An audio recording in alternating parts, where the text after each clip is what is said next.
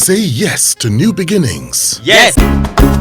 Say yes to new beginnings. Yes. Say yes to...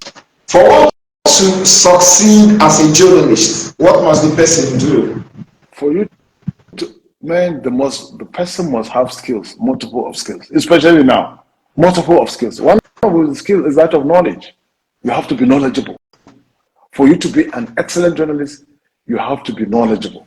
And I'm saying every day I seek out to be a better person than I was yesterday. And that's the thing. You have to be abreast with issues, all kinds of issues. You have to be a polyglot. You must have multiple of skills. One of which is that you be able to discuss virtually at home with virtually every topic under the sun. You must be good in everything. And I'm not saying that even I'm good at everything. No, certainly. But a journalist, for you to succeed, you must have your finger in every pie. Every pie, you must have a taste, know how it feels. For example, I've seen people sometimes make, write rather, a little bit ignorantly. People will just sit, rely on third party. I've seen great journalists have fallen into that trap of going with the rest of the crowd. I've seen a journalist who condemned a whole system, a whole cultural system on the basis of hearsay. And then at a point he had to apologize, eat humble pie, because he did not have the knowledge. He's not interacted with the people who he sought to condemn so vehemently.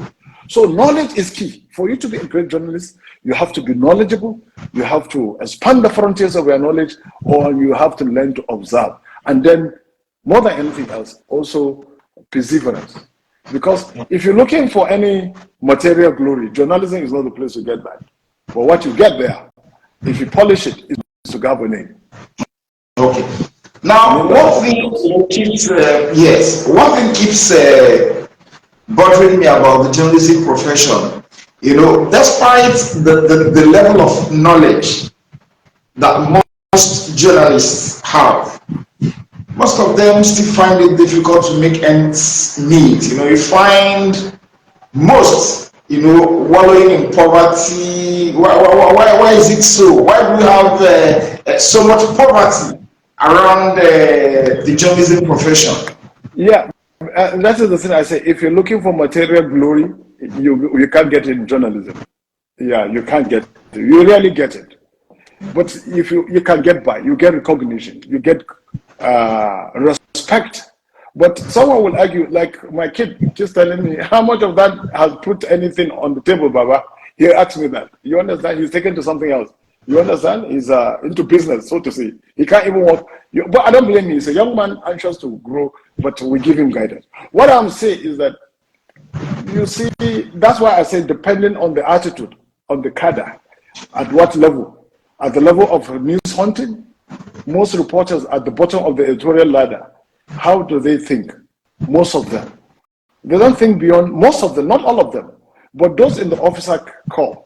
You understand? Okay, for example now, I see a lot of journalists retiring into the classroom. A lot of journalists now are PhDs. So with that kind of skill, you don't expect journalists to be in abject penury. There are journalists who are also media scholars. They are scholars. They're in journalism, they're editors, but they're also scholars. On the sideline or on the side, they're like, let me use this language, their side hustle is to teach.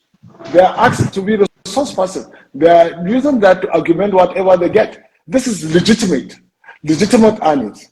Deploying their intellectual skills, their intellectual assets to make some extra naira on the side. So unless one journalist expand the frontiers of their knowledge, get more formal education, back in the day when I started journalism 30-something years ago, most of the people I met in the newsroom were actually product of NIG. Only a few of us were actually graduates of universities or even polytechnics. But now you go to our newsroom, you have some of the editors, title editors, I know, they are PhDs. So it's rather, I think the tide is gradually changing. And because, and now also there is a change in social attitude. Gone are the days you see journalists, some of the things, some of them do, not all of them. Their lifestyle is not really something to write home. Their lifestyle leaves a lot to be desired. Just like some other professions, there are people in some other professions, especially at the bottom of the ladder, their lifestyle leaves a lot to be desired. But I think that is changing gradually. At some point, you had your eyes on the Nigerian Guild of Editors presidency. Are you still interested in that, or you have put that behind you and maybe that is the thing I have never gotten to achieve in my wish list. You understand? In my to-do list. That's the one thing I never got. I've been questioned for the presidency of the Guild of Editors for 10 years now. For 10 years. In 2013, I wanted to run against Femi Additional. It was a tug of war, but he managed to get there by the skin of his teeth. And years later, I also wanted to run against Funke Ebomode. It didn't work. There was a lot. But if I had the chance again, which from the looks of things, it may not be possible again, from the looks of things, but it's that I still nurse that ambition to be president of the Nigerian Guild of Editors. I had mentally prepared myself for years, seeking that. I've been questioned for it since 2007 or thereabout. Yeah. So if I had the chance again, I want to run for it. I'm counting on your support. Of course, you know you can always count on my support. In the event that you eventually become the president of the Nigerian Guild of Editors, what should the editors expect from you? Well, the editors should expect, we see how we can expose them to international training, all of the editors. We try to do that. One of my abiding faith, I believe, is to see how we can get editors to go on short training across the continent of Africa and other parts of the globe. If we can, we go into that with similar associations, see how we can do that.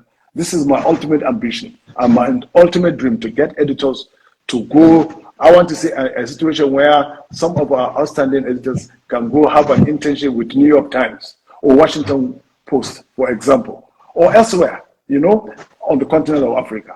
This is why the thing I wish that.